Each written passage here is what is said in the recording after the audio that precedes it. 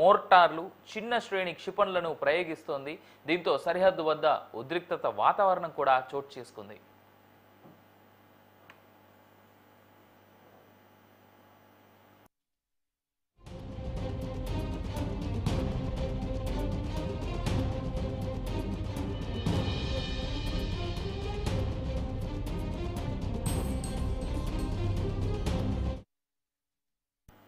Operation Sindoor అనంతరం కుప్వారా, బారాముల్లా, ఉరి, అఖ్నూర్ సరిహద్దు పోస్టుల వద్ద పాక్ సైన్యం కాల్పులకు దిగింది. చిన్న ఆయుధాలు, ఆర్టిలరీ గన్స్తో కాల్పులు జరిపింది. కడుపు మంటతో రగిలిపోతున్న పాక్ ఆర్మీ సరిహద్దు ప్రాంతాల ప్రజలపై తమ ప్రతాపం కూడా చూపిస్తోంది. కుప్వారా జిల్లాలో నియంత్రణ రేఖ వెంబడి పాకిస్తాన్ దళాలు వరుసగా కాల్పులకు తెగపడ్డాయి. అసలు రాజ్నాథ్ సింగ్ ఇవాళ అఖిలపక్ష మీటింగ్ తర్వాత ఏం మాట్లాడారో ఒకసారి విందాం. जो शौर्य और पराक्रम दिखाया है उसके लिए मैं हृदय से बधाई देता हूं। पाकिस्तान और पीओके में जिस तरह से हमारी आर्म्ड फोर्सेस ने टेरर कैंप्स को नेस्त नाबूद किया है वो हम सब के लिए एक गौरव का विषय है। साथियों, आप सभी नेशनल क्वालिटी कॉन्क्लेव का आयोजन ये आपका चल रहा है। क्वालिटी की क्या भूमिका होती है, यह क्या रोल अदा करती है, इसका नमूना हमने कल देखा। जिस प्रेसिजन के साथ यानी जिस सटीकता के साथ ऑपरेशन सिंदूर एग्जीक्यूट किया गया वह अनइमेजिनेबल है, बहुत ही सराहनीय है। इसमें 9 टेररिस्ट कैंप्स तबाह हुए और अच्छी खासी संख्या में आतंकी मारे गए। जिस तरह से इस ऑपरेशन को किसी भी इनोसेंट को नुकसान पहुंचाए बिना मिनिमम कोलेटरल डैमेज के साथ अंजाम दिया गया वह इसलिए संभव हो पाया क्योंकि हमारे formidable and professionally trained armed forces के पास इक्विपमेंट भी हाई क्वालिटी के थे। इस समय जो परिस्थितियां चल रही हैं उसे आप सब देख रहे हैं। हमारे रीजन में ही आज जो स्थितियां उत्पन्न हो रही हैं उससे आप सभी अवगत। రైట్, ఇక మన డిబేట్లోకి వెళ్ళిపోదాం. మనతో పాటు జాయిన్ అవుతా ఉన్నారు మాధవపెద్ది కాళిదాస్ గారు, రిటైర్డ్ స్క్వాడ్రన్ లీడర్, అదేవిధంగా కల్నల్ విష్ణువర్ధన్ గారు, మాజీ సైనికాధికారి, అదేవిధంగా కల్నల్ పరం గారు, మాజీ సైనికాధికారి. ముగ్గురికి good evening sir. Shall I start it like saying like Bharat Mata కీ జై? భారత్ మాతా కీ జై. భారత్ మాతా కీ జై అండి. ఎందుకంటే తెలియని ఆనందం సార్ ఈ రోజు ఈ పూట. అఫ్ కోర్స్ నిన్న నైట్ ఒక్కసారి మనం అంటే మొదలెట్టే కంటే ముందు ఒక్క అంశం, నిన్న భారత్ ఏ విధంగా రిటాలియేట్ చేసిందనే అంశం దగ్గర నుంచి మనం మొదలెట్టుకోవాలేమో. మేబీ నిన్న అమృత్సర్ గోల్డెన్ టెంపుల్ని టార్గెట్ చేసినటువంటి ప్యాక్కి సంబంధించినటువంటి ఏవైతే అంశాలు ఉన్నాయో దాన్ని రిటాలియేట్ చేస్తూ S-400 ద్వారా ఏ విధంగా ఎయిర్ డోమ్ సిస్టమ్ ద్వారా ఏ విధంగా చేసినటువంటి విధానం ఏదైతే ఉందో నిజంగా ఒక్కసారి అందరికీ ఖచ్చితంగా ధన్యవాదాలు అయితే చెప్పుకోవాలి. 3 త్రివిధ దళాలు మెలకువగా వేకువగా ఉన్నందుకు అందరం సురక్షితంగా ఎక్కడ ఇంట్లో వాళ్ళు ఎక్కడ పనిలో వాళ్ళు అందరు సురక్షితంగా ఉన్నారు. దానికి మాత్రం ఖచ్చితంగా అందరికీ ధన్యవాదాలు చెప్పుకుంటూ నేను మొదటిగా కాళిదాస్ సార్ దగ్గరికి వెళ్తాను. సార్ కాళిదాస్ గారు, ఇందాక MEA క్లియర్గా ప్రెస్ మీట్ పెట్టి కూడా చెప్పడం జరిగింది. సార్ నాకు ఇక్కడ ఒక విషయం అర్థం కావట్లేదు, ఎందుకు విమెన్ కమాండర్స్నే లేదా విమెన్ ఆఫీసర్స్నే ముందు పెట్టి దాంట్లోనూ చాలా స్పెసిఫైడ్గా ఒక ముస్లిం ఉమెన్ అదేవిధంగా ఒక సిక్ విమెన్. అఫ్కోర్స్ భారత్ ఏది చేసినా దాని వెనకాల ఒక ప్రాపర్ రీజన్ ఉంటుంది, అది అందరికీ అర్థం అవ్వదు. బట్ రీసెంట్ టైమ్స్లో గత 10 ఏళ్ళుగా అట్లీస్ట్ బీజేపీ గవర్నమెంట్ వచ్చినప్పటి నుంచి మాత్రం మనం క్లియర్గా చూస్తూ ఉన్నాం, ఏదైనా జరిగిన తర్వాత ఏదైనా జరక్క ముందైనా సరే కొన్ని అంశాలను ముందు పెడుతున్నారు అంటే there are some particular reasons. Operation Sindoor అనేటువంటి ఈ పేరే కావచ్చు, ఈరోజు సింధూర్ అనేటువంటి జస్ట్ ఇంకా స్టార్టింగ్ స్టేజ్లో ఉన్నామనేదే కావచ్చు. బట్ ఫస్ట్ మీరు నాకు చెప్పండి సార్, ఎందుకు విమెన్ ఆఫీసర్స్ ఏదైనా వింగ్ కమాండర్ కావచ్చు, అదేవిధంగా ఆయిషి గారు కావచ్చు, ఎందుకు విమెన్ ఆఫీసర్స్ని ముందు పెట్టాం మనం? ఎందుకు పెట్టకూడదు, ఎందుకు పెట్టొద్దు అనే దానికి క్వశ్చన్ లేదు, దానికి సమాధానం లేదు. బట్ నారీ శక్తి జస్ట్ నేను రిజైన్ చేసి వెళ్ళే ఆ ఇయర్స్ లోనే మొదలయ్యారు రావటం. సో చాలా గొప్పగా ఎదిగారు వాళ్ళు. పురుషులకి ఏమాత్రం సాటి రాకుండా ఏమాత్రం దీటిపోయిన విధంగా వాళ్ళు గత 25 ఏళ్లలో చాలా అద్భుతమైన స్థాయికి ఎదిగారు. అదొక పార్ట్. రెండవదండి, పెహల్గాంలో అక్కడ జరిగిన అటాక్ చాలా చూస్తే మన అక్క చెల్లెళ్ళు, మన స్త్రీమూర్తుల సౌభాగ్యం అనేది దెబ్బతిన్నది. అందుకని దానికి ప్రతీకగా మేముండి నడిపిస్తాము, మేమేం తక్కువ తెలియదు, మా జోలికి వస్తే, మా భారతీయ మాతృమూర్తుల జోలికి వస్తే మీకు ఎట్లా ఉంటుందో చూపిస్తామన్న సంకేతం ఇవ్వటానికి స్త్రీమూర్తులను తెచ్చారని నేను అనుకుంటున్నాను. అందులోనూ నారీ శక్తి ఉన్నది. సో అందువల్ల ఎందుకు పెట్టకూడదు? సో వాళ్ళు ఏమాత్రం ఎందులోనూ తీసుకోరు అన్నది ప్రూవ్ అవుతుంది ప్రపంచవ్యాప్తంగా, మనం చూస్తూనే ఉన్నామండి. సో అదొకటి. తర్వాత ఇంకా ఆపరేషన్ సింధూర్ అన్నది అంటే సౌభాగ్యత్వం, మన మన మన సౌభాగ్యం అన్నది చెప్పడానికి, ఆ పేరు ప్రతిబింబించడానికే ప్రధాని మోడీ గారే స్వయంగా ఆ పేరు పెట్టారన్న వార్తలు వచ్చాయి. చాలా సంతోషము.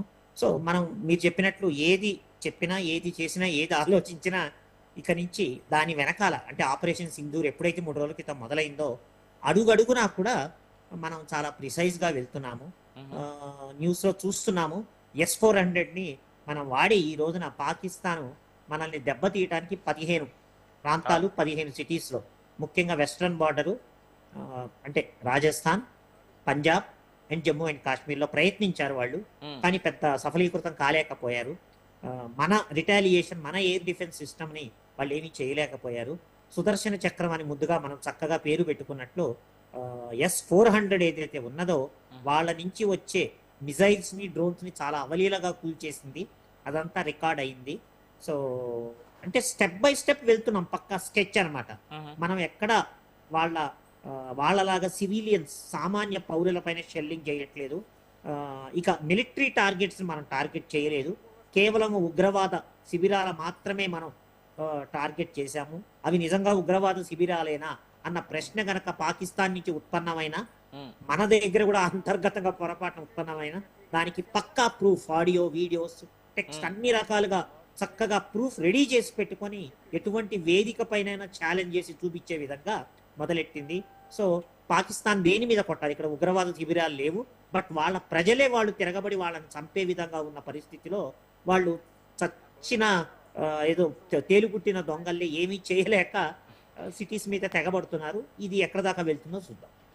రైట్. నేను ఇక పరం గారి దగ్గరికి వెళ్తాను. సరే పరం గారు, సిచ్యువేషన్ చూస్తా ఉంటే నిజంగా నేను అడుగుదా ఉన్నటువంటి క్వశ్చన్కి ఆల్రెడీ మాధవపెద్ది గారు సమాధానం చెప్పేశారు. అయినప్పటికీ కూడా ఇప్పుడు ప్రపంచవ్యాప్తంగా ఉన్నటువంటి దాదాపు ఆర్మీ ఎక్విప్డ్ ఉన్నటువంటి లేదా military equipped, air force equipped ఉన్నటువంటి అన్ని దేశాలను గమనించుకుంటే S-400 ప్లస్ ఎయిర్ డోమ్, ఈ రెండే ప్రపంచవ్యాప్తంగా చాలా సేఫెస్ట్, సెక్యూర్డ్ అంశాలు అనేటువంటి మాట వినిపిస్తూ ఉంది. ఎయిర్ డోమ్ ఏమో మనం ఇజ్రాయెల్ దగ్గర నుంచి అడాప్ట్ చేసుకున్నాము, వాళ్ళ దగ్గర నుంచి తీసుకున్నటువంటి టెక్నాలజీ. S-400 ఏమో రష్యన్ దగ్గర నుంచి తెచ్చుకున్నటువంటి టెక్నాలజీ. ఎలా చూసుకున్నా కానీ ఇప్పుడు 2 రకాల టెక్నాలజీస్ బేస్ చేసుకుని మన ఎయిర్ డోమ్ అంటే మనకు ఉన్నటువంటి రక్షణ వ్యవస్థలో ఏ రకమైనటువంటి మిస్సైల్ కూడా భారత్ని చేరే సామర్థ్యం అయితే లేకుండా మనల్ని మనం కంప్లీట్గా ప్రొటెక్ట్ చేసుకున్నట్టేనా ఇకపై? ఒక విధంగా ఎస్ అండి. కానీ ఏంటంటే ఒక విషయం మనం గుర్తించాల్సింది ఏంటంటే no system is fail safe. ఏ సిస్టమ్ అయినా కూడా, ఏది తీసుకున్నా కూడా, మీరు iron dome is impregnable, iron dome దాటి రాలేరు అన్నారు, హమాస్ చూపించింది కదా దాటి. సో అది అది ఒక విషయం చాలా జాగ్రత్తగా గుర్తుపెట్టుకోవాలి. రెండోది, అన్ఫార్చునేట్ గా యూనో పాకిస్తాన్ దగ్గర ఉన్న న్యూక్లియర్ కేబిలిటీ ఏదైతే ఉందో ఆ బటన్ న్యూక్లియర్ బటన్ ఎవరి దగ్గర ఉందన్నది, అది వాళ్ళ ప్రెసిడెంట్ దగ్గర ఉందా, ప్రైమ్ మినిస్టర్ దగ్గర ఉందా, మిలిటరీ చీఫ్ దగ్గర ఉందా, ఐఎస్ఐ చీఫ్ దగ్గర ఉందా, లేకపోతే ఈ టెర్రర్ యుంటా ఉంటుంది, terror group leaders Masood Azhar, ఇంకా హాఫిజ్ సయీద్, వీళ్ళందరి గ్రూప్ ఒకటి ఉంది, ఒక లీడర్షిప్ గ్రూప్ ఉంది టెర్రరిస్ట్. వీళ్ళందరూ కలిసి స్ట్రాటజైజ్ చేస్తుంటారు. మొన్న హమాస్ వాళ్ళు కూడా వచ్చి వాళ్ళని కలిసినట్టు ప్రూఫ్ దొరికింది, వీడియో వచ్చింది, వాళ్ళు కలిసి ప్లాన్ చేస్తుంటారు ఈ పహల్గామ్ అటాక్ అని. సో వీళ్ళందరి దగ్గర ఉందా, ఎవరి దగ్గర ఉంది కంట్రోల్ అనేది ఎవరికి తెలియదు. ఎందుకంటే డెమోక్రటిక్ గవర్నమెంట్ అనేది is completely powerless in Pakistan. So ఏంటంటే అలాంటి తరుణంలో న్యూక్లియర్ వెపన్ అనేది ఒక కోతి చేతిలో కొబ్బరికాయ పెట్టినట్టే. సో దాని కంట్రోల్ ఎవరి దగ్గర ఉందని తెలియదు. ఎందుకు న్యూక్లియర్ పాయింట్ తీసుకొస్తున్నాను అంటే, ఒక nuclear weapon after you have equipped it with war head, nuclear war head తోటి మీరు లోడ్ చేసి న్యూక్లియర్ వెపన్ ని ఫైర్ చేస్తే దాని పాత్ ట్రజెక్టరీని కానీ, దాని డిస్టెన్స్ని కానీ, దాన్ని హిట్ రేంజ్ని కానీ, దాన్ని ఇంటర్సెప్ట్ చేసే కేపబిలిటీ కానీ ప్రపంచంలోనే ఏ దేశానికి లేదంటే. సో ఒకసారి న్యూక్లియర్ వెపన్ మిసైల్ లాంచ్ అయింది అంటే అది టార్గెట్ ఎక్స్ట్రీమ్ గా మనం లక్కీ ఉన్నాము, మన మిసైల్ ఇంటర్సెప్షన్ సిస్టమ్స్ ఏమైనా పట్టుకుని 1-2 మిసైల్స్ ఏమైనా ఇంటర్సెప్ట్ చేసాయి, మన అదృష్టం చాలా బాగుంది అంటే ఇంటర్సెప్ట్ అవుతుంది. కానీ లేకపోతే there is no chance anywhere కి ఒకసారి న్యూక్లియర్ సిస్టమ్ లాంచ్ అయిందంటే ప్రపంచంలో ఏ దేశం దగ్గర కేపబిలిటీ లేదండి ఇప్పటికి, యాజ్ ఆన్ టుడే. సో ఆ రిస్క్ అనేది ఎప్పటికీ మన నెత్తి మీద ఉంటుంది. సో ఇవన్నీ మనం సేఫ్ గార్డ్ చేసుకున్నాం. Immediate tactical and strategic targets అన్ని మనం ఈ డ్రోన్స్ తోటి S-400 సిస్టమ్స్ తోటి చేసుకున్నాము. అవి already they repaid the faith. మనం దానిలో ఇన్వెస్ట్ చేసిన మనీ అంతా నిన్న రాత్రి నుంచి వాళ్ళ దాకా they repaid that money and repaid that investment. But ఇవి లాంగ్ టర్మ్ లో న్యూక్లియర్ అటాక్ మీద ఎంతవరకు మనని ప్రొటెక్ట్ చేస్తాయి అనేది మనం వేచి చూడాలి. అన్ఫార్చునేట్లీ వేచి చూడాల్సిన తరుణం రాకూడదని నేను హోప్ చేస్తున్నాను. ఆ న్యూక్లియర్ వార్ దాకా వెళ్ళే స్కోప్ రాకూడదని నేను హోప్ చేస్తున్నాను. బట్ అది వచ్చిందంటే నా భయం ఏంటంటే న్యూక్లియర్ వెపన్ ఆపే కేపబిలిటీ ప్రపంచంలో ఏ దేశానికి లేదు, ఏ టెక్నాలజీకి లేదు. అన్ఫార్చునేట్ గా అదొక భయం మాత్రం నా మైండ్ లో ఎప్పటికీ ఉంటుందండి. సార్ నిన్న అంటే ఈ రోజు ఉదయం నుంచి మనం గమనించుకుంటే నేను విష్ణువర్ధన్ సార్ దగ్గరికి వెళ్తున్నాను. సార్ విష్ణువర్ధన్ గారు, మొత్తం తొమ్మిది మేజర్ సిటీస్ ఏవైతే ఉన్నాయో దానిపైన డ్రోన్ అటాక్స్ నిన్న ఏదైతే అమృత్సర్ అంటే మనం భారత్లో 15 మేజర్ లొకేషన్స్ పైన వాళ్ళు చేద్దాం అనుకునేటువంటి అటాక్ తర్వాత భారత్ కేవలం చిన్న డ్రోన్ అటాక్ మాత్రమే మొదలెట్టింది. దాంట్లో 9 మేజర్ సిటీస్, ఇటు రావల్పిండి, అటాక్, గుజ్రన్వాలా, చక్లా, లాహోర్, భవల్పూర్, మియానో, చోర్, కరాచీ వరకు ఇంకొంచెం ముందుకు కూడా వెళ్ళడంలో ఎలాంటి డౌట్ అయితే కనబడట్లేదు నా వరకు నాకైతే. Because India is retaliating too high. నాకు తెలిసి ముగ్గురు ఆఫీసర్లే కాబట్టి మంచి జోష్లో ఉన్నారు. హౌ ఇస్ ద జోష్ అంటే హై సార్ అనేటట్టుగానే ఉన్నారు. సో ఇలా చూసుకుంటే సార్ ఐ మీన్ క్లియర్గా ఎక్కడో ఇన్స్ట్రక్షన్ క్లియర్గా కనిపిస్తూ ఉంది. Are we going to take the full POJK or half of the POJK this time? నేను ఇంతకు ముందు కూడా మీ ప్రోగ్రామ్స్ లో వచ్చినప్పుడు కొద్దిగా I take a bird's eye view, like what in army EME లో మేము ఈగిల్స్ వ్యూ అంటాము, ఆ విధంగా ఆలోచిస్తూ ఉంటాను. ఇందాక ఫస్ట్ మీరు క్వశ్చన్ లేడీ ఆఫీసర్స్ గురించి చెప్పారు. త్రిమూర్తులు ఫెయిల్ అయినప్పుడు త్రిపుర ఎక్కడైతే మనం J&K లోనే ఉంది ఇప్పుడు ట్రైన్, అక్కడ దాకా వెళ్ళి అక్కడ నుంచి బారాముల్లా వరకు వేస్తున్నారో, అట్లే కృష్ణుడు కూడా ఒక స్టేజ్ లో ఫెయిల్ అయినప్పుడు సత్యభామ టేక్ ఓవర్ చేసినట్లు ఉమెన్ పవర్ ఇందాక మన సార్ చెప్పినట్లు కొన్ని స్టేజెస్ లో అది కూడా చాలా అవసరం. Whether it is formal attack or informal గా కొన్ని రకరకాల యుద్ధంలో ఎన్నో నీతులు ఉంటాయి కాబట్టి. ఇందాక మీరు అడిగిన ఈ 9 ప్లేసెస్ ఏదైతే డ్రోన్ లెవెల్ అటాక్, ఇప్పుడు 2 స్టేజెస్ లో వార్ఫేర్ జరుగుతుంది. ఇంకా వార్ స్టార్ట్ కాలేదు. మన చెస్ గేమ్ లో వాడొక పావులు కదిపితే మనం 2 పావులు కదపడం అట్లా నడుస్తోంది. వాళ్ళు మనను కవ్వించడం, మనం వాళ్ళను కవ్వించడం అనే స్టేజ్ లోనే ఉన్నాం. వాళ్ళు 15 ఏరియాస్, మన entire international boundary, all the 4 major states, Jammu Kashmir, Punjab, Rajasthan and Gujarat వరకు వాళ్ళు అటెంప్ట్ చేశారు. వాళ్ళు మొత్తానికి ఫెయిల్ అయ్యారు 100%. మనము చేసిన ఈ రిటాలియేషన్ అన్నది ఆ విధంగా చూడాలి. ఇంకా యాక్చువల్ వార్ స్టార్ట్ కాలేదు. అది ఎప్పుడు స్టార్ట్ అవుతుంది అన్న దానికి మనము పెద్ద పబ్లిక్ డిబేట్ పెట్టనవసరం లేదు. ఇప్పుడు ఫర్దర్ గా వాళ్ళు మనని కవ్విస్తున్నారు. అది ఒక విధంగా వాళ్ళే అంటే వాళ్ళ డెత్ విష్ ను వాళ్ళు తొందర పెడుతున్నారు, కానీ మనం తొందరపడడం లేదు. తర్వాత మనం కూడా పాండవులు ఎట్లా అయితే 13 ఏళ్ళు కష్టపడి అస్త్రాలు సంపాదించుకున్నారో మనం ఆ స్టేజ్ లోనే ఉన్నాము. ఆల్వేస్ వార్ఫేర్ అనేది ఎనిమీ అండ్ మనం మ్యాన్ పవర్ అండ్ అస్త్రాలు, వీటితో ఒక టగ్ ఆఫ్ వార్ నడుస్తూ ఉంటుంది. ఇందాక మీరు సింధూర్ అన్న పేరు కూడా మోదీ గారు పెట్టిన దానికి చాలా బ్యాక్గ్రౌండ్ ఉంది. ఇది ఇప్పుడు కాదు, సివిలైజేషనల్ వారే. హిందూ కుష్ లో మొదలయ్యి ఇప్పుడు ఈ పహల్గాం లో జరిగింది. షకుని ఎవరు మన వీడు 100వ తప్పు చేశాడు చూడండి, సుదర్శన్ చక్రానికి శిశుపాలుడి 100th బ్లండర్. అట్లా చూడ sir, how good it is sir. I mean see look at you 3 of you. మీరు భారతదేశ త్రివిధ దళాల్లో పనిచేసి మీరు ఉన్నారు. దేవుడిని, అదేవిధంగా భక్తిని, దేశ పట్ల భక్తిని, అదేవిధంగా దేవుడి పట్ల భక్తిని సమ్మిళితం చేసి మీరు చేసే ప్రతి పనిలోనూ ఇది రెఫరెన్స్ అంటూ ఇటు ఇటు ఇటు ఎథికల్ గాను ఇటు మిథికల్ గాను మాట్లాడుతున్నట్టు మీ తీరు చూస్తుంటే so is it the same way that all the 3 levels of మన త్రివిధ దళాలు 3 అలాగే పనిచేస్తాయా ఎప్పుడు? దేశభక్తి అదేవిధంగా దైవభక్తి కలిపి మనం రెండు దైవభక్తి దేశభక్తి వేరే వేరే నేను ఎందుకు అనుకుంటున్నాం? ఈ దేశమాత అంటున్నాం అంటే మన తల్లిని మనం ఎంత గౌరవిస్తున్నామో ఈ పూజా పరంగా ఉపాసనా పరంగా చూస్తే అమ్మవారు అని ఎంత అద్భుతంగా పిలుస్తున్నామో సో అలా భారత మాతకి ప్రతీకగా ఇద్దరు లేడీ ఆఫీసర్స్ వచ్చి కూర్చున్నారు. ఇద్దరు అమ్మవార్లని అనుకుందాం, శక్తి స్వరూపాలు అనుకుందాం.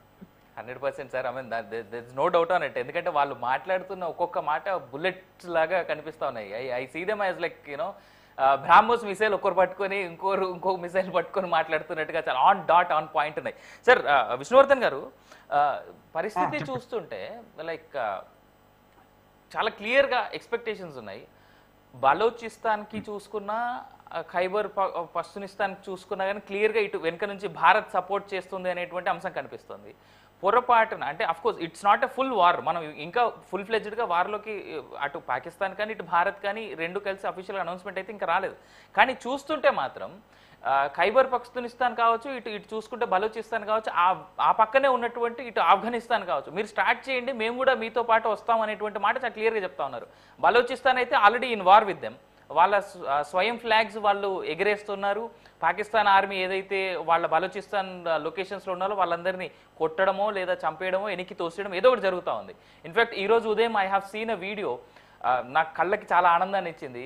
అలా పాకిస్తాన్ ఆర్మీ వెళ్తుంటే వాళ్ళ కమాండర్స్ జీప్ ఏదైతే ఉందో 10 మంది ఆఫీసర్స్ వెళ్తుంది, దాన్ని ఒకసారి ఇలా గాల్లోకి అలా చేశారు. కరెక్ట్, ఆ పాప్కార్న్ ఎగిరిపోయినట్టుగా ఎగిరిపోయారు పాపం అందరూను. సో అలాంటివన్నీ చూస్తుంటే బలూచిస్తాన్ నుంచి ఆనందం వేస్తుంది. బట్ అయినప్పటికీ కూడా ఒక మాట చెప్పండి సార్, ఇటు బలూచిస్తాన్ పాకిస్తాన్ని ఇంతకుముందు నాకు తెలిసి జయశంకర్ గారు అనుకుంటా ఆయన ప్రెస్ మీట్స్లో ఒక దాంట్లో మాట్లాడుతూ it will break into 3 to 4 parts అనేటువంటి మాట అన్నారు పాకిస్తాన్ని. ఎస్, ఇది అల్టిమేట్ ఎయిమ్. ఎప్పుడైతే నిజమైన యుద్ధం స్టార్ట్ అవుతుందో వాళ్ళు 24 గంటలు అన్నారు, అది 24 రోజుల, వారాల, నెలలు కూడా కావచ్చు. కానీ ultimate end is 5 pieces of Pakistan. మొత్తం 5 అవుతాయి. 5 సార్ ఏంటేంటో తెలుసుకోవచ్చా? ఇఫ్ ఇన్ కేస్ మాకైతే అందరికి 3 తెలుసు సార్, సింధ్ ఒకటి, బలూచిస్తాన్ ఒకటి. సింధు దేశ్, బలూచిస్తాన్, ఖైబర్ ఏది north west province, and POJK and Pakistani west Punjab. Sikh Punjab, Pakistani Punjab. Okay, మిగిలిపోయింది పంజాబ్ అవుతుంది. సార్ ఇలా చూసుకుంటే అంటే ఒక చిన్న డౌట్ ఏంటి సార్, పిఓజేకే సపరేట్ కంట్రీగా చేసే ఛాన్స్ ఉందా, లేదంటే will it get merged into the same India's map, Bharats map? అంటే థియరిటికల్ ఆర్ టెక్నికల్ గా అది మన ఇండియాలోనే పార్ట్. అన్యాయంగా చాలా తెలివిగా వాళ్ళను కలవనివ్వకుండా, టైం ఇవ్వకుండా అక్కడి రాజు సైన్యంలో ఒక బ్రిగేడియర్ నే చంపేశారు అక్కడ స్కర్డూలో. తర్వాత ఇండియా పాకిస్తాన్ సోల్జర్స్ డివైడ్ అయినప్పుడు ఆ సోల్జర్స్ ని రాత్రికి రాత్రి వాళ్ళు చంపేశారు, వాళ్ళ ఓన్ సోల్జర్స్ చంపి వాళ్ళు అటువైపు వెళ్ళిపోయారు. సో ఇదంతా చాలా పెద్ద కుట్ర.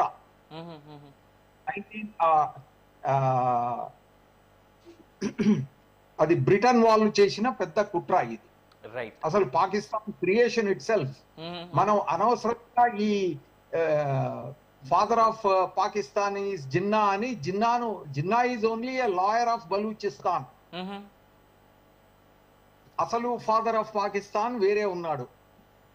బాపు అండ్ చాచాలు పాకిస్తాన్ కు చాచాలు ఉన్నారు.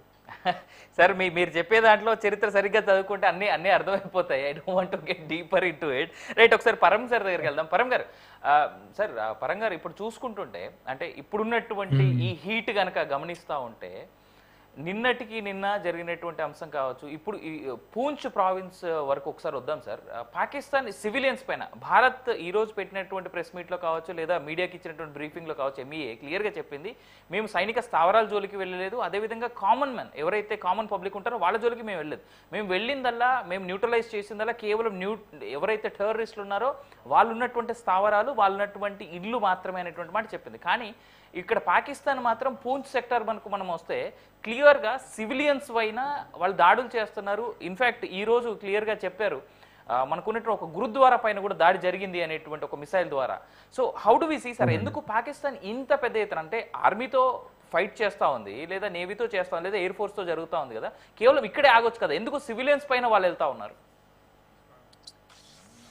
That has been their modus operandi, or that has been Pakistan's culture అండి. పాకిస్తాన్ కల్చరే అది. వాళ్ళకి ఏంటంటే డ్యామేజ్ చేయడం ఒకటి మాత్రమే. ఎవరిని మనం ఎక్కువ వాల్యూ చేస్తామో వాటిని హిట్ చేయడం మాత్రమే వాళ్ళ టార్గెట్. సో ఏంటంటే వాళ్ళకి తెలిసింది ఏంటంటే మన హ్యూమన్ క్యాపిటల్ ని మనం చాలా హై వాల్యూ చేస్తాం, మనుషుల్ని, వాటి ప్రాణాలని, మనుషులతో ఉన్న సంబంధాలని, ఇంటర్ పర్సనల్ రిలేషన్షిప్ మనం చాలా హై వాల్యూ చేస్తాం తెలుసు వాళ్ళు. సో మనని ఎమోషనల్ గా డిస్టర్బ్ చేసేది ఏంటి, మన సివిలియన్స్ ని కొట్టడం.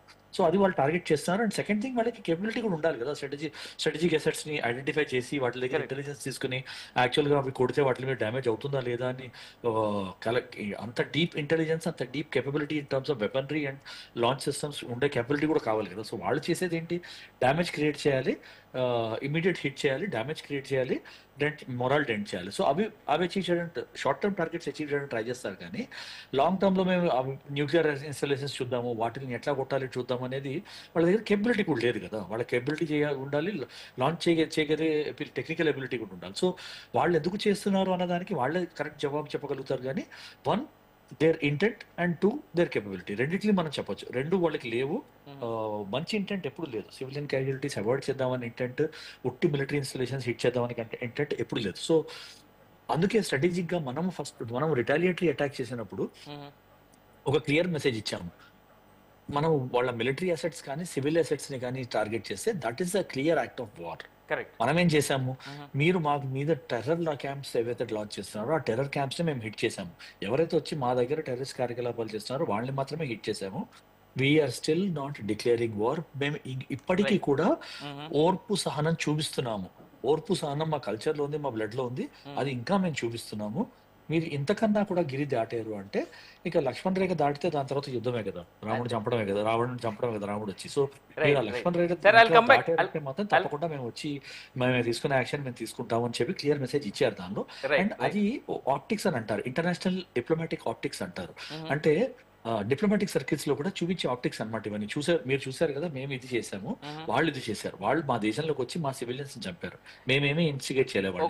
ఇంట్రెస్టింగ్ పాయింట్ చెప్పారు సార్, మేము అటాక్ చేసినప్పుడు మీరు ఒక ఇంట్రెస్టింగ్ పాయింట్ చెప్పారు. ఇందాక ఎంఈఏ మీటింగ్ లో ఒక ఫోటో చూపెట్టడం జరిగింది మన ఇంటర్నేషనల్ అఫైర్స్ స్పోక్స్ పర్సన్. నేను ఆ ఫోటో గురించి మాట్లాడదాను సార్, ఎందుకంటే ఇప్పుడు మీరు చెప్పిన పాయింట్ కి, ఇప్పుడు చెప్పిన మాటకి, ఆయన చూపెట్టిన ఫోటోకి ఒక చిన్న కనెక్టివిటీ ఉంది. I have to come back to it. ఒక చిన్న బ్రేక్ తీసుకుందాం సార్. బ్రేక్ నుంచి వచ్చిన తర్వాత ఈ డిబేటింగ్ కంటిన్యూ చేద్దాం. చూస్తూనే ఉండండి న్యూస్ 360.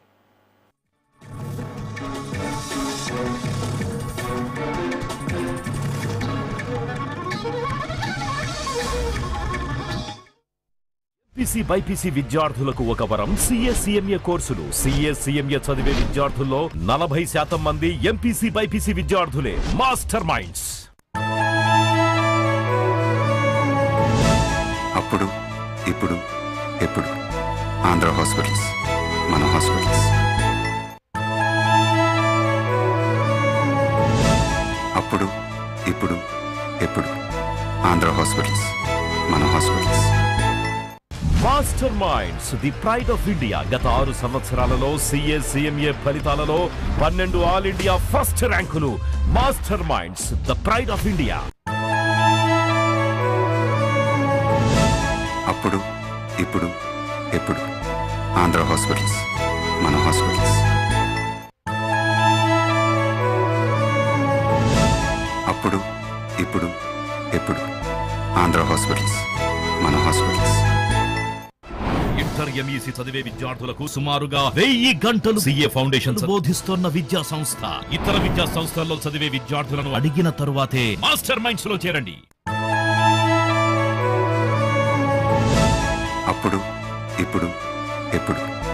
ఆంధ్ర హాస్పిటల్స్ మన హాస్పిటల్స్. అప్పుడు ఇప్పుడు ఎప్పుడు ఆంధ్ర హాస్పిటల్స్ మన hospitals. Master minds the pride of India. Commerce విద్యా చరిత్రలో కని విని ఎరుగని ఫలితాలు కేవలం 6 నెలల్లో. CA కోర్సుల్లో 3 ఆల్ ఇండియా ఫస్ట్ ర్యాంకులు సాధించిన ఏకైక సంస్థ master minds the pride of India. అప్పుడు ఇప్పుడు ఎప్పుడు ఆంధ్ర హాస్పిటల్స్ మన హాస్పిటల్స్. అప్పుడు ఇప్పుడు ఎప్పుడు ఆంధ్ర హాస్పిటల్స్ మన హాస్పిటల్స్. మన VVIT university absolute discipline, absolute education. Intermediate CEC విద్యార్థులకు CEC తో పాటు CMA ఫౌండేషన్ బోధించే విద్యా సంస్థ మాస్టర్ మైండ్స్. సుమారు 600 గంటల పాటు CMA ఫౌండేషన్ బోధన మాస్టర్ మైండ్స్. మన VVIT university absolute discipline, absolute education. Inter MEC చదివే విద్యార్థులకు సుమారుగా 1000 గంటలు CA ఫౌండేషన్ బోధిస్తున్న విద్యా సంస్థ. ఇతర విద్యా సంస్థల్లో చదివే విద్యార్థులను అడిగిన తరువాతే మాస్టర్ మైండ్స్ లో చేరండి. మన VVIT university absolute discipline, absolute education. Master minds the pride of India. Commerce విద్యా చరిత్రలో కని విని ఎరుగని ఫలితాలు కేవలం 6 నెలల్లో. CMA కోర్సుల్లో 3 ఆల్ ఇండియా ఫస్ట్ ర్యాంకులు సాధించిన ఏకైక సంస్థ master minds the pride of India.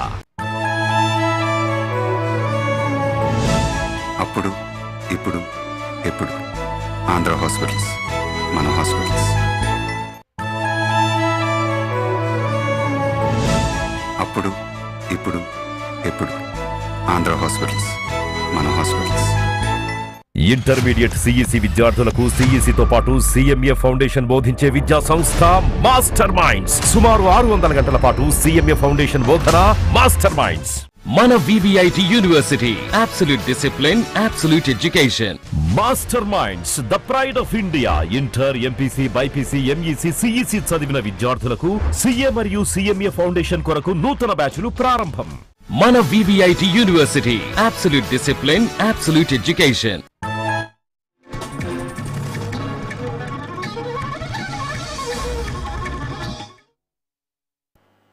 Welcome back. You're watching News 360 7 PM special debate with me Avinash Jengama. Right. ఇందాక మన మాజీ సైనిక అధికారి గారు చెప్పినట్టుగా ఇక్కడ ఒక RSS లీడర్ కూడా in fact sir I'm quoting your same comments. RSS leader కూడా ఇంద్రేష్ కుమార్ గారు కూడా క్లియర్ స్టేట్మెంట్ చెప్తా ఉన్నారు. Pakistan will split into 5 parts and disintegrate అనేటువంటి మాట చెప్తా ఉన్నాడు ఆయన క్లియర్గా. రైట్ సార్ కాళిదాస్ గారు, సార్ ఒక మాట చెప్పండి. మనం భారత్లోనే ఉండి భారతలో ఉన్నటువంటి స్పెషల్గా ఎయిర్ ఫోర్స్లో ఉన్నటువంటి ఆ ఫ్లైట్స్ ద్వారా భారత సర్కిల్లోనే ఉండి భారత్ యొక్క బార్డర్స్లోనే ఉండి మనం 100 kilometers లోపల ఉన్నటువంటి పాకిస్తాన్ వరకు కూడా మనం మిసైల్ అటాక్ చేయగలిగాం. సో వీఆర్ క్యాపబుల్ భారత్ లిమిట్స్లో ఇంటర్నేషనల్ బార్డర్ లిమిట్స్లో నుండి 500 kilometers వరకు కూడా వెళ్ళి అటాక్ చేయగలిగేటువంటి మిసైల్స్ మన దగ్గర ఉన్నాయి ఇవాళ. Air force is such equipped. So అలాంటిది నేను పెద్ద దూరం అయితే నాకు కనబడట్లేదు sir. Somewhere around September, October నాటికల్లా అఫ్కోర్స్ ఒకవేళ ఫుల్ ఫ్లెడ్జ్డ్ యుద్ధం కనుక మొదలైతే is Pakistan capable enough sir? ఎందుకంటే వాళ్ళకి చైనా సపోర్ట్ ఉంది. కానీ ఒక మాట మనం క్లియర్గా మాట్లాడుకోవాలి, ఇవాళ డ్రోన్ అటాక్నే తట్టుకోలేకపోయారు. వాళ్ళ ఎయిర్ డిఫెన్స్ సిస్టమ్ ఏదైతే HQ-9 చైనా నుంచి వాళ్ళు ఇంపోర్ట్ చేసుకున్నారు లేదా అడాప్ట్ చేసుకున్నారో దాని ఎఫెక్ట్ ఏంటో చూసాం. ఇవాళ లాహోరు, సియాల్కోట్లో ఉన్నటువంటి ఎయిర్ డిఫెన్స్ సిస్టమ్స్ రెండు న్యూట్రలైజ్ అయిపోయాయి కంప్లీట్గా.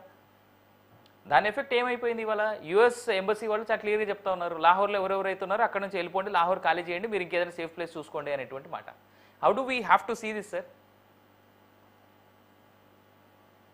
సార్ కాళిదాస్ గారు మీరు మ్యూట్లో ఉన్నారు. హలో సార్, మీ వాయిస్ రావట్లేదు.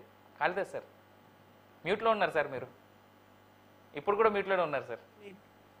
ఏమండి ఇప్పుడు వినిపిస్తుంది. యా, నా తరఫు నుంచి కాదు, అక్కడ మీ దగ్గర చూడండి. ఓకే. సో ఇక్కడ మనం చాలా తెలివిగా స్టెప్ బై స్టెప్ వేస్తున్నాం.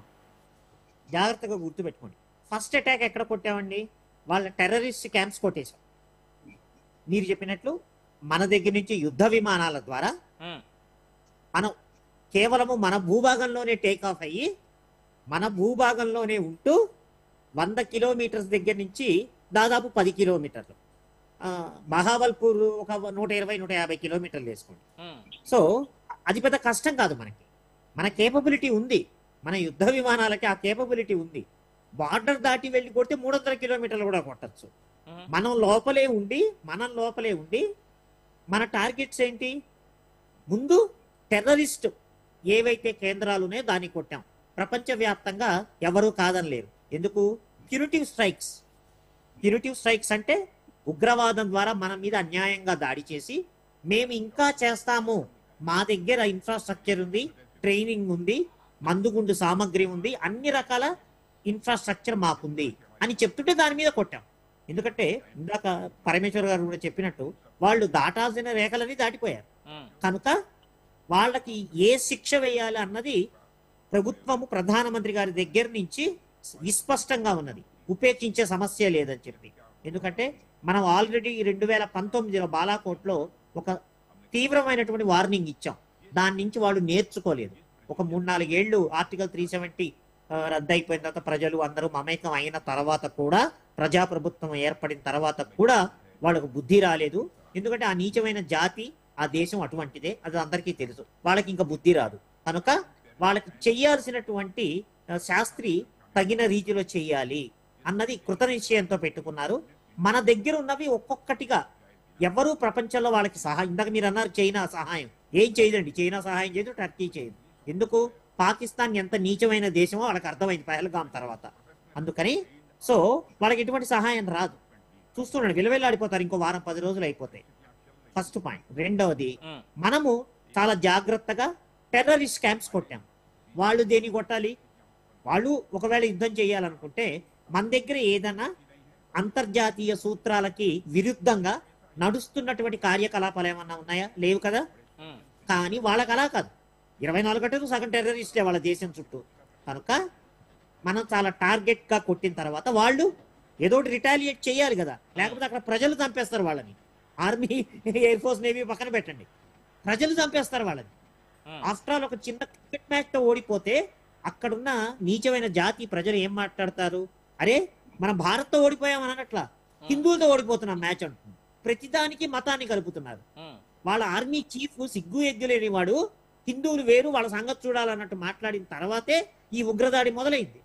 అంటే 24 గంటలు భారతదేశాన్ని ఎంత బాధాకరంగా ఇబ్బంది పట్టాలో అన్న టార్గెట్ లో ఉన్నారు. మనము ఉగ్రవాద శిబిరాలు కొట్టారు. మరి వాళ్ళు ఎక్కడ కొట్టాలండి? ఏదో ఒక రిటాలియేట్ చేయాలి. దేని మీద చేయాలి?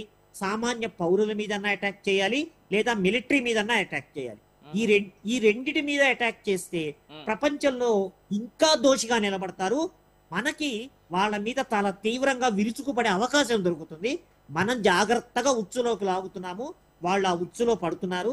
ఇవాళ ట్రైలర్ చూడండి, 2 రోజుల తర్వాత మనము వాళ్ళు అటెంప్ట్ చేసిన తర్వాత మన దగ్గర ఉన్నటువంటి ఎయిర్ డిఫెన్స్, ముఖ్యంగా S-400 అండ్ ఆకాశ్ సిస్టమ్స్ తో వాళ్ళ ప్రతి కౌంటర్ ని 1-2 మిసైల్స్ వచ్చి పడి ఉండొచ్చు, కానీ 90% నిర్వీర్యం అయిపోయాయి, తుక్కుగా అయిపోయాయి.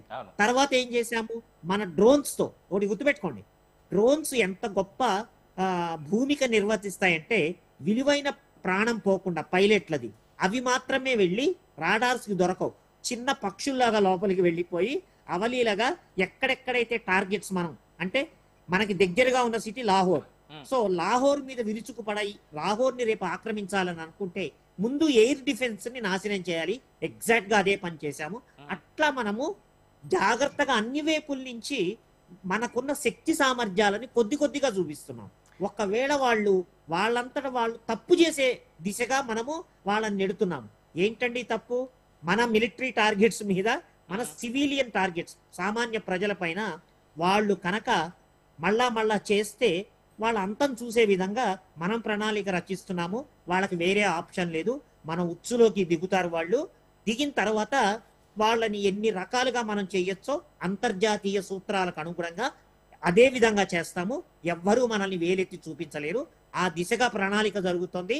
ఆ దిశగా ఆర్మీ, ఎయిర్ ఫోర్స్, నేవీ ఆ ప్రణాళికని తన యుద్ధ తంత్రం ద్వారా ఈ 3 త్రివిధ దళాలు సమన్వయంతో పనిచేసి అద్భుతమైనటువంటి బాహుబలి సినిమా చూపిస్తున్నారు. ఇంకా చాలా ఉంది, మనం చూస్తాం.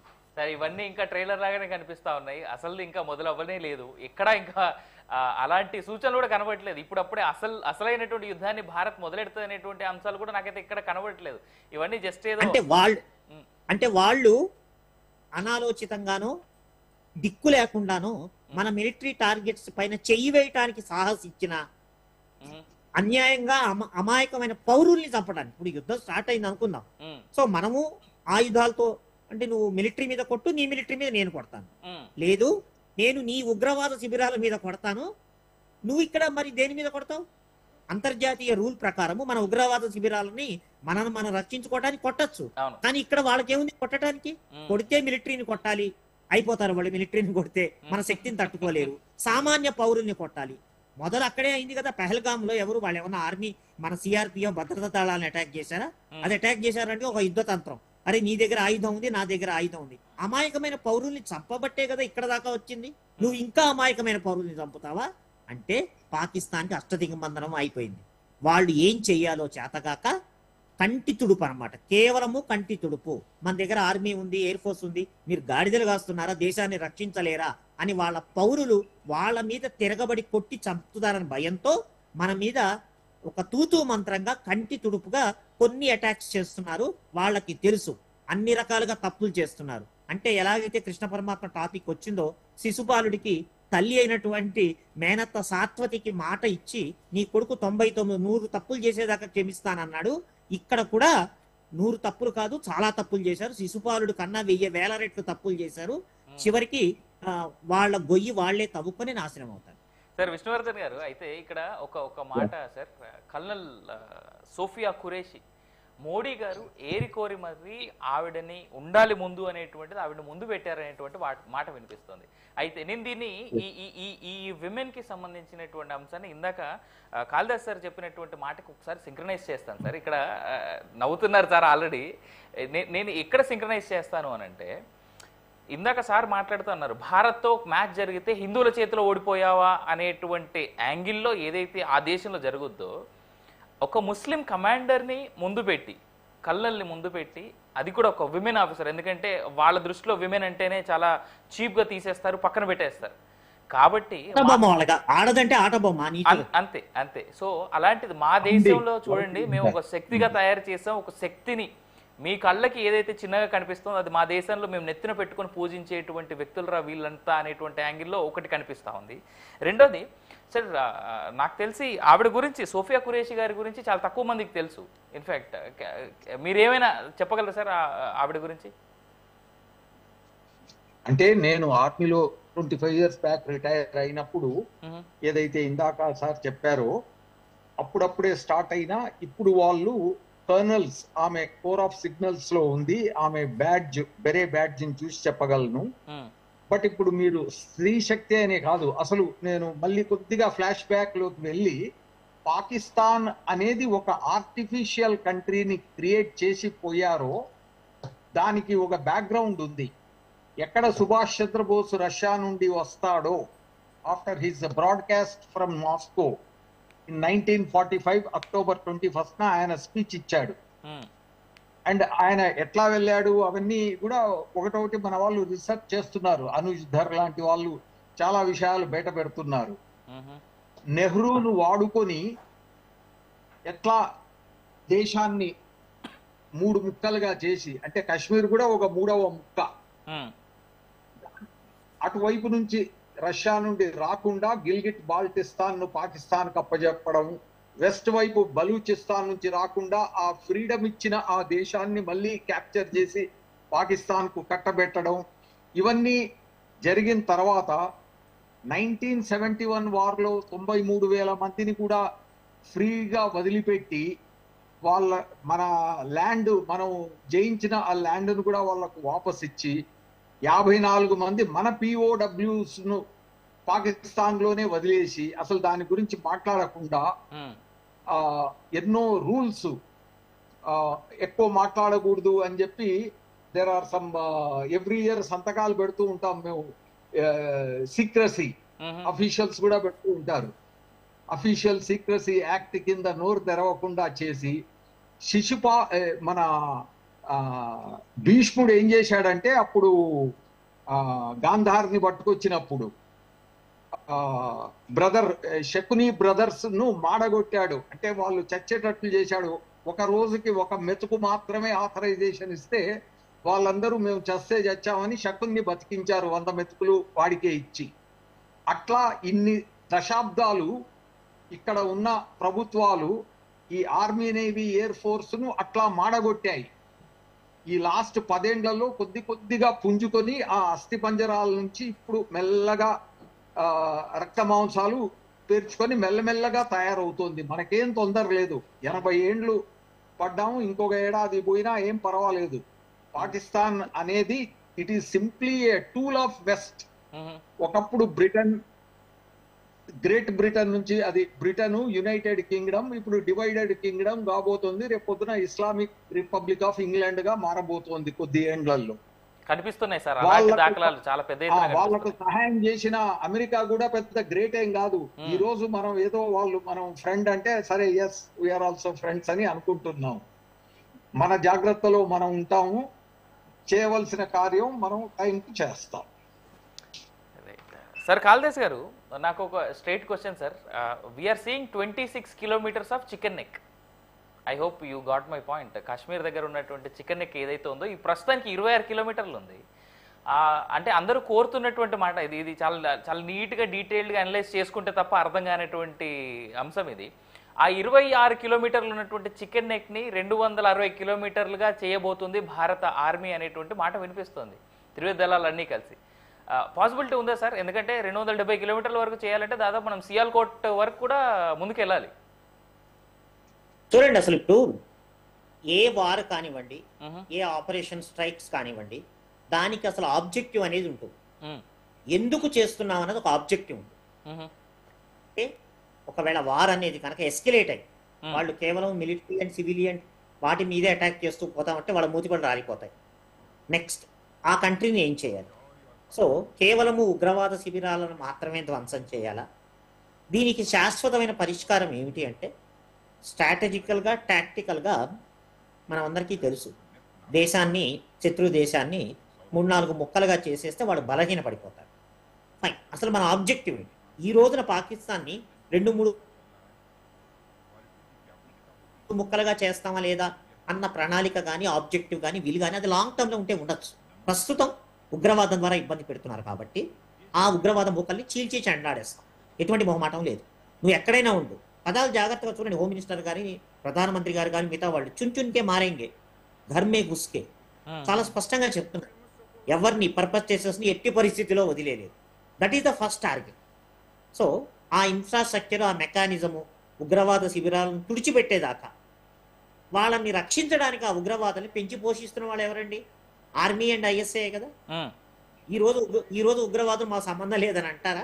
ఆ ఉగ్రవాదులు ఎదురు తిరిగి ఆర్మీ, ఐఎస్ఏ వాళ్ళని కూడా లేపేస్తారు, వాళ్ళు చచ్చిపోతారు. చివరికి వాళ్ళలో వాళ్ళకే ముసలం పుడుతుంది. ఎంత కృష్ణ పరమాత్మ ఉన్నా అక్కడ ముసలం పుట్టింది. సో సప్తరుచుల శాపము, గాంధారి శాపము ఇట్లా. సో వీళ్ళు కూడా వాళ్ళలో వాళ్ళే, ఎందుకంటే ఇద్దరు వెధవల ఫ్రెండ్షిప్ ఎప్పుడైనా ఒకళ్ళనొకడు చంపుకునే స్థితికి వెళ్తుంది. మర్యాదగా ఉండే మిత్రులు మాట మధ్యలో భేదాభిప్రాయాలు వచ్చినా కలిసిమెలిసి ఉంటారు. కానీ ఇద్దరు దుర్మార్గుల ఫ్రెండ్షిప్ ఎప్పుడు కలిసి ఉండదు. సో చివరికి ఏమవుతుంది అంటే, మీకిన్నాళ్ళు మీ ప్రణాళికలను రచించడానికి మా ప్రాణాలను ఒడ్డి మేము భారతదేశంలోకి వెళ్ళి ఉగ్రవాదాన్ని పెట్టాము. ఈరోజు భారతదేశము తిరగబడి మమ్మల్ని చంపేస్తోంది, సావగొడుతోంది. మమ్మల్ని నువ్వు రక్షించవా అంటే ఏమంటుంది సమాధానం ఆర్మీ? First point. సో ఈ ఉగ్రవాద శిబిరాలు అయిన తర్వాత వీళ్ళకి బేసిస్ ఎక్కడి నుంచి వస్తుంది? అన్ఫార్చునేట్లీ మనం తప్పు చేశాము అని ఏ కోశాన అక్కడ వాళ్ళకి అంటే సిగ్గు శరము కూడా ఏమాత్రం లేదు, మానవత్వం లేదు. మనం తప్పు చేశాము అని ఒప్పుకునే స్థితిలో లేరు. అంతటి నీచమైన ఆభిజాత్యం ఉన్నది. అక్కడ ఏం చూస్తున్నారు? హిందువులు పాకిస్తాన్ అని చూస్తున్నారు. మనమంతా సెక్యులర్ కంట్రీ. మన దేశంలో ఉన్నటువంటి ముస్లిం సోదర సోదరీమణులు వాళ్ళు కూడా మన దేశానికి మమైకం కావటంలో ఎంత గొప్ప భూమిక పోషిస్తున్నారండి. మనం ఏ రోజైనా సపరేట్గా చూసామా? వాళ్ళు ఆ మత విద్వేషాన్ని రేపడానికి చూస్తున్నారు. సో వాళ్ళ మైండ్ సెట్, నేను చెప్పొచ్చేది అంటే వాళ్ళ మైండ్ సెట్, ఆ మైండ్ సెట్ మారదు. ఇప్పుడు ఆ మైండ్ సెట్ మారటానికి ఎటువంటి శిక్ష వేయాలి? మైండ్ సెట్ మారదు. అక్కడ ఉన్న వాళ్ళందరినీ 12 కోట్ల 13 కోట్ల మందిని లేపేయలేం. ఎస్, లాంగ్ లాంగ్ టర్మ్లో ఆ దేశాన్ని బలహీనపరచాలి అంటే ఖచ్చితంగా 3-4 ముక్కల కింద చేస్తే వాళ్ళ బలం తగ్గుతుంది. అది లాంగ్ టర్మ్లో స్ట్రాటజీ. అంతేగాని ఈ రోజు యుద్ధం మొదలైంది కాబట్టి మీరు అన్నట్టు 26 కిలోమీటర్లని ఎక్స్పాండ్ చేసేస్తాం అలా ఉండదండి. అదంతా లాంగ్ టర్మ్లో ఉంటుంది. ఒకవేళ యుద్ధం కొనసాగితే అది ఏ రకంగా మార్పు చెందుతుంది, అది మన భారతదేశానికి అవసరమా, ఉపయోగపడుతుందా అన్న దాని మీద మన గొప్ప విషయం ఏమిటంటేనండి, మన పొలిటికల్ సిస్టంలో ఈ రోజున్న టీం, నేను చాలా టీవీ ప్రోగ్రాంలో చెప్పాను, నరేంద్ర మోడీ గారు, అజిత్ దోవల్ గారు, జయశంకర్ గారు, చాలా గొప్ప టీం. ఈ గొప్ప టీము చాలా అరుదుగా దొరుకుతుందండి. వాళ్ళతో పాటు కాంటెంపరీగా ఉండి డిస్కస్ చేయటం అంటే మనకి ఎంతో పుణ్యం ఉండాలి, చాలా అదృష్టవంతులం. కనుక సో వాళ్ళ కింద మన శక్తియుక్తులు, మిలిటరీ శక్తియుక్తులు అపారంగా ఉన్నాయి. చైనా లాంటి పవర్ఫుల్ కంట్రీ కూడా 1కి 100 సార్లు ఆలోచించుకోవాలి భారతదేశాన్ని టచ్ చేయాలంటే. అలాంటిది బచ్చా పాకిస్తాన్ ఎంత అండి? అయినా వాళ్ళకి ఆ నీచమైన మైండ్ సెట్ మారట్లా, భారతదేశాన్ని నాశనం చేసేయాలి. ఇంకా రివర్స్ వస్తాం.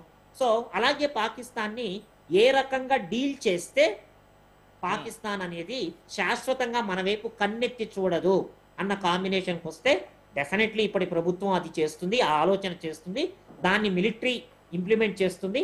మిలిటరీకి వెనకాల వెన్నుదన్నుగా 130 కోట్ల మంది భారతీయులు, ఇంకా సిద్ధాంతాలు రాద్ధాంతాలు పక్కన పెట్టి అన్ని రాజకీయ పార్టీలు ఏకమవుతాయి. కనుక ఇంత ప్రచండమైన సైనిక శక్తిని, నాయకత్వ శక్తిని మన జనాభా, ప్రతి భారతీయుడు 130 కోట్ల మంది భారతీయుల ఐకమత్యము, మైండ్ సెట్ కలిసి వస్తే పాకిస్తాన్ ఎంత అండి? సో వాళ్ళకి ఆ దెబ్బ పడే టైం వస్తుంది, అది వచ్చినప్పుడు వస్తుంది. రైట్. నేను ఒకసారి విష్ణువర్ధన్ గారి దగ్గరికి వెళ్తా. సార్, ఒకవైపు భారత్ చాలా క్లియర్గా పాకిస్తాన్ని ఒంటరిగా నిలబెట్టి విత్ ప్రూఫ్స్ చాలా ప్రాపర్గా, ఇందాకటి ఎంఈఏ మీటింగ్లో కూడా, ఏదైతే ప్రెస్ బ్రీఫింగ్లో కూడా మన విక్రమ్ మిశ్రీ గారు ఒక ఫోటో తీసి చాలా క్లియర్గా చూపెట్టారు. ఇదిగోండి, లష్కరే తైబా టెర్రరిస్టులు ఎవరైతే ఉన్నారో చచ్చిపోయిన వాళ్ళందరి దగ్గర ఇటు ఆర్మీ అటు పోలీస్ ఆఫీసర్లు దగ్గరుండి లష్కరే తైబా వాళ్ళకి ఆర్మీ సత్కారాలతో ఏదైతే ఒక కమాండరో లేదంటే ఒక ఆర్మీ ఆఫీసరో ఒక జవానో చనిపోయినప్పుడు ఏ విధంగా అయితే చేస్తారో అవన్నీ దగ్గరుండి చేస్తున్నారు. ఇంకా పాకిస్తాన్ ఎలా తప్పించుకుంటుంది దీని నుంచి, వాళ్ళు అసలు టెర్రరిస్టులే లేరు అనేటువంటి మాట అన్నారు కదా అనేటువంటి యాంగిల్లో క్వశ్చన్ చేశారు. అయితే ఇక్కడ ఇంకొక అంశం ఉంది sir, HQ-9 technology of China which Pakistan holds, or వాళ్ళు ఏదైతే ఇప్పుడు దాన్ని రన్ చేస్తూ ఉన్నారో, అసలు భారత్ పాక్కి మధ్యలో యుద్ధం కనుక వస్తే బాగా లాభపడేది చైనా వాడే, అన్డౌటెడ్లీ. ఎందుకంటే వాడి దేశం నుంచి చాలా వరకు మ్యానుఫ్యాక్చరింగ్ కంపెనీస్ అన్ని భారత్కి తరలి వస్తున్నాయి పెద్ద ఎత్తున. ఇన్ఫ్యాక్ట్ ఇదంతా స్టార్ట్ అయింది ఎప్పుడు, కరోనా తర్వాత నుంచి. సో ఈ యుద్ధం కనుక నిజంగానే ఒకవేళ నిజంగానే యుద్ధం పెద్ద ఎత్తున షేప్ కనుక తీసుకొని వార్ కనుక డిక్లేర్ అయితే, చైనా పూర్తి స్థాయిలో భారత్ని కాదనుకొని భారత్ దగ్గర ఉన్నటువంటి సామర్థ్యాన్ని చూసిన తర్వాత కూడా పాకిస్తాన్కి సపోర్ట్ చేసే ఛాన్స్ ఉందంటారు? ఇప్పుడున్న ఈ జియో పొలిటికల్ సిచ్యువేషన్ లో మనము టైంను బైఅవుట్ చేయబోతున్నాము. చైనా ప్రాబ్లమ్స్ చైనాకున్నాయి. చైనా అమెరికా ఎట్లా అయితే వేరే లెవెల్ ఆఫ్ వార్ఫేర్ ఉందో దాన్ని మనం అడ్వాంటేజ్ గా తీసుకోబోతున్నాము. రేపొద్దున చైనాతో మనం ఒక స్పెషల్ డీల్ కూడా చేసుకోవచ్చు. ఎప్పుడు? నెక్స్ట్ ఇయర్ ఈ వింటర్ అయిపోయిన తర్వాత. Pakistan already artificial country, internal గా చాలా వీక్ గా ఉంది. అక్కడి ప్రజలే ఆర్మీ కన్వెన్షనల్ స్ట్రెంగ్త్ కాకుండా 2-3 రకాల లో ఇంటెన్సిటీ వార్ వాళ్ళు ఇప్పుడు 40 ఏళ్ల నుంచి నడిపిస్తున్నారు. ఏది? టెర్రరిజం. ఇప్పుడు వాళ్ళ దగ్గర చాలా మంది, ఇప్పుడు మన మోదీ గారు ఎట్లా అయితే అంటుంటారో, మీరు పత్తర్ గారు మీ చేతిలో ఉండవలసింది ల్యాప్టాప్ అని. అక్కడ పాకిస్తాన్ లో ఆ ల్యాప్టాప్లు అతి తెలివి మీరిపోయిన వాళ్ళు ఇప్పుడు మీ ప్రోగ్రామ్ లో కూడా మనం చూస్తున్న ఆ కొద్ది మందిలో మెజారిటీ ఆఫ్ పీపుల్ పాకిస్తాన్ వాళ్ళే మంచి మంచి సజెషన్స్ ఇస్తూ ఉంటారు, ఇండియాను ఇట్లా దెబ్బగొట్టండి అని. మన దగ్గర దేశద్రోహులకేం తక్కువ లేదు దేశం లోపల. ఇవన్నీ కన్సిడర్ చేసి మన లీడర్షిప్ కరెక్ట్ నిర్ణయం తీసుకుంటుంది. ఆ తీసుకున్నప్పుడు చైనా ఏమీ చేయలేదు, ఫ్యూచర్ లో అమెరికా కూడా ఏం చేయకుండా కూడా మనం లాంగ్ టర్మ్ గా ప్లాన్ చేస్తున్నాము. ఎందుకంటే ఈ రోజు అమెరికా మనకు ఫ్రెండ్, ఆఫ్టర్ 20-30 ఇయర్స్ ఫ్రెండ్ ఉంటుందని ఏమి రాసి పెట్టలేము మనం. సో మనం చేయవలసింది, మన గోల్డెన్ ఏజ్ స్టార్ట్ అయ్యింది. We have to just go with the government and educate our next generation. Sir Kalidas గారు, ఇప్పుడు మనం మనం ఎలా చూసుకున్నా కానీ భారత్ యొక్క శక్తి పాకిస్తాన్తో పోల్చుకున్నా ఇటు పక్కన కవ్వింపు చర్యలు చేసే, మీరు ఇందాక బచ్చా పాకిస్తాన్ అన్నారు కాబట్టి ఆ బచ్చా కంటే బచ్చా పక్కన ఉన్నటువంటి బంగ్లాదేశ్ కూడా ఉంది మనకి. ఆల్రెడీ వాళ్ళ సైడ్ నుంచి కాస్త కవ్వింపు చర్యలు మొదలయ్యాయి, ఇప్పుడే అప్డేట్స్ కూడా వస్తూ ఉన్నాయి. So how do we see sir? ఎందుకంటే ఇక్కడ ఇందాక నేను విష్ణువర్ధన్ గారిని అడిగినట్టుగా ఇటు చైనా బంగ్లాదేశ్ కూడా కలిపి పాకిస్తాన్, అఫ్కోర్స్ ఇప్పుడిప్పుడే వచ్చినటువంటి సమాచారం ఏంటంటే టర్కీ నిన్నటి వరకు ఏదైతే వార్షిప్ పంపించిందో ఇప్పుడు they have banned all their flight services to Pakistan now. Just latest development it. అందులో ఆశ్చర్యం ఏముంది, ఎవరికి పాకిస్తాన్ సహాయం చేయదు. కరెక్ట్. బంగ్లాదేశ్ కూడా వార్నింగ్ ఇచ్చినట్టు వార్తలు వస్తున్నాయి. అవును, మీరు అక్కడ పిచ్చి వేషాలు వేయొద్దని. ఆల్రెడీ మనం వాళ్ళ ట్రాన్స్ షిప్మెంట్స్ ని ఒక నెల రోజుల క్రితం ఇప్పుడు ఆపేశాం. రోజుకి 1000 కోట్ల నష్టం వస్తుంది బంగ్లాదేశ్, ఇంకా ఎక్కువ వస్తుండొచ్చు. ఎందుకు? వాళ్ళ వాయువ్య ప్రదేశంలో చైనాకు ఒక ఎయిర్ బేస్ కట్టించి ఇమ్మని ఒక అగ్రిమెంట్ ఏదో అనఫీషియల్ గా నడుస్తోంది. వెంటనే రంగంలోకి దిగింది భారత ప్రభుత్వము. వాళ్ళకున్న ట్రాన్స్ షిప్మెంట్, బంగ్లాదేశ్ బతికేదే అక్కడ పత్తి, బట్టలు, ఇతర వ్యాపారాల మీద. అంటే అవి కూడా మన దగ్గర నుంచి ఎక్స్పోర్ట్ అయినవి కుట్టి చాలా నీట్గా చవకగా, అది మధ్య ఆసియా అంటే భారతదేశం ద్వారా రోడ్డు మీదకు వెళ్ళి అవలీలగా, అంటే ట్రాన్స్పోర్ట్ ద్వారా చాలా చీప్గా వెళ్ళి షిప్పుల ద్వారా వెళుతోంది. వాటన్నిటినీ ఆపేసాం మనం. వాళ్ళు గిలగిలలాడిపోతున్నారు. కానీ అక్కడున్న జాతి కూడా అదే ఒకటే జాతి కాబట్టి మనకందరికీ తెలుసు. అసలు బంగ్లాదేశ్ అనే దేశాన్ని సృష్టించి పాకిస్తాన్ ఎడమ భుజాన్ని విరిచి ముష్టి వేసి ఇచ్చింది మనం. ఆ ముష్టిని మర్యాదగా స్వీకరించకుండా మన మీదే ఎగిరెగిరి పడుతోంది. దీని తర్వాత బంగ్లాదేశ్ పని కూడా అవుతుంది. ఎవరిని వదిలిపెట్టే సమస్య లేదండి. ఒకప్పటి ప్రభుత్వం కాదు, ఒకప్పటి జనరేషన్ కూడా కాదు. ఇది చాలా స్పష్టంగా శత్రువులు గమనించాలి. ఇప్పటి నవీ భారతదేశం వేరు, ఇప్పుడున్నటువంటి నాయకత్వం వేరు, ఇప్పుడున్నటువంటి ఆయుధ సంపత్తి వేరు. చైనా అంతటి గాల్వాన్ లో పిచ్చి వేషాలు వేయడానికి ట్రై చేస్తే వాళ్ళని 6 నెలలు ఎక్కడున్న వాళ్ళని అక్కడ నిలువరించేశాము. ఈరోజు అండ్ అందరికన్నా చాలా గొప్ప విషయం అండి, భారతదేశానికి మోడీ గారి నాయకత్వం ద్వారా అంతర్జాతీయంగా గొప్ప ప్రశంస. ఆయన నాయకత్వాన్ని కీర్తిస్తున్నారు వాళ్ళు, ఆయన ఒక గొప్ప లీడర్ గా చూస్తున్నారు. కనుక అనవసరంగా అన్యాయం మనం ఎవరి మీద ఎప్పుడు చరిత్రలో చూసుకుంటే అటు అలెగ్జాండర్ నుంచి బ్రిటిషర్స్ వరకు కూడా వాళ్ళందరూ దాడి చేశారే తప్ప మనం మన రేఖ దాటి వెళ్ళలేదు. కనుక మన దగ్గర ఇందాక మనం అందరం డిస్కస్ చేస్తున్నట్టు గొప్ప ఆయుధ సంపత్తి ఉన్నది, గొప్ప సహన శక్తి ఉన్నది. మన సహనాన్ని అనవసరంగా ఎక్కడ దాకా లాగాలో రాగకూడదు అక్కడ దాకా పాకిస్తాన్ లాగింది. కనుక వాళ్ళు ప్రతిఫలం అనుభవిస్తారు.